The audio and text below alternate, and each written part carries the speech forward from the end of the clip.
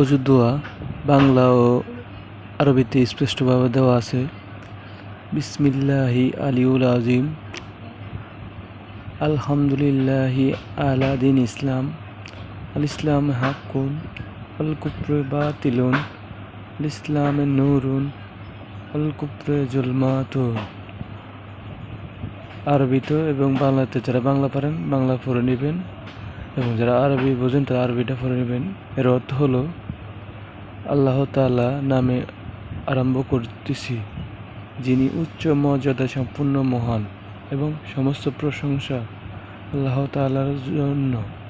দিন ইসলাম প্রদান করার কারণে দিন ইসলাম সত্য এবং কুফর বাতিল, দিন ইসলাম আলো এবং কুফর অন্ধকার।